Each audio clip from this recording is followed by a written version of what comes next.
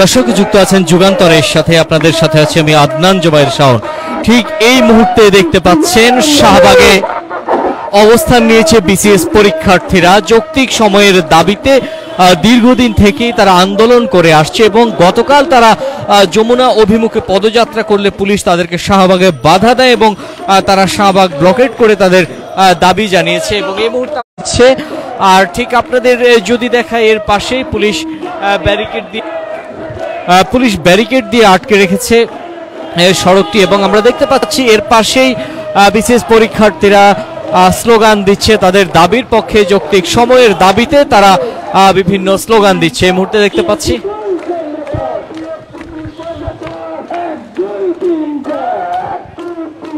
দর্শক আমরা দেখতে পাচ্ছি তারা বিভিন্ন স্লোগান দিচ্ছে এই মুহূর্তে যৌক্তিক সময়ের দাবিতে তাদের এই কর্মসূচি আমরা দীর্ঘদিন থেকে দেখতে পাচ্ছি। জি, আপনার কি একটা যৌক্তিক দাবি যে আমরা সময় চাই। আমরা তো রাষ্ট্রের কাছে বেশি কিছু চাই নাই, সময় চাইছি, যৌক্তিক সময়। এটা থেকে আমরা গত 6 তারিখ থেকে আন্দোলন চালিয়ে যাচ্ছি। আমাদের পড়াশোনার তো ব্যাঘাত ঘটতেছে ভাই, আমরা তো পড়াশোনায় ফিরে যেতে চাই। কষ্ট করেই তো প্রিলি টিকছি, উত্তীর্ণ হয়েছি, লিখিতই তো দিতে যাচ্ছি, কিন্তু আমরা যারা নতুন তাদের জন্য 2 মাসে 1100 মার্কের সিলেবাস কমপ্লিট করা তো অসম্ভব ভাই, কুলায় উঠতে পারতেছি না ভাই, এই জন্যই রাস্তায় আসছি।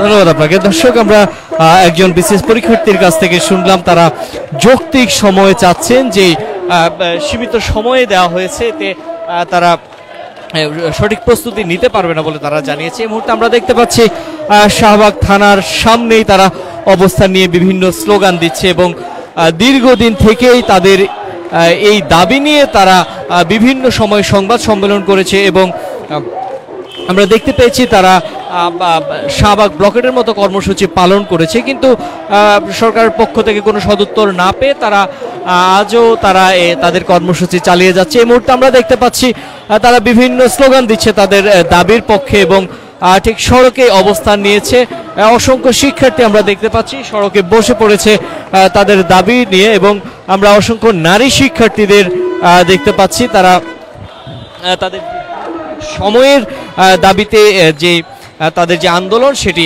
চালিয়ে যাচ্ছে।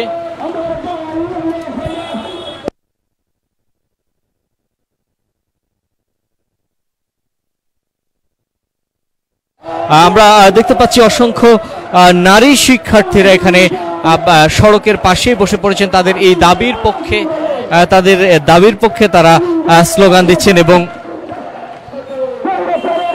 দীর্ঘদিন থেকে আমরা দেখতে পাচ্ছি তারা তাদের এই দাবি নিয়ে তারা বিভিন্ন সময়ে বিভিন্ন কর্মসূচি দিয়ে আসছেন, কিন্তু সরকারের পক্ষ থেকে কোনো সদুত্তর না পেয়ে তারা গতকাল শাহবাগ ব্লকেটের মতো কর্মসূচি পালন করেছে এবং আজ আমরা দেখতে পাচ্ছি আবারও তারা শাহবাগে এসে অবস্থান নিয়েছে এবং তারা যৌক্তিক সময়ের দাবিতে বিভিন্ন স্লোগান দিয়ে যাচ্ছে।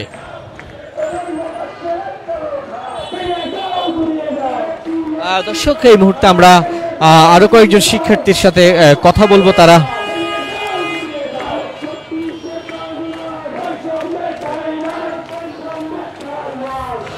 দর্শক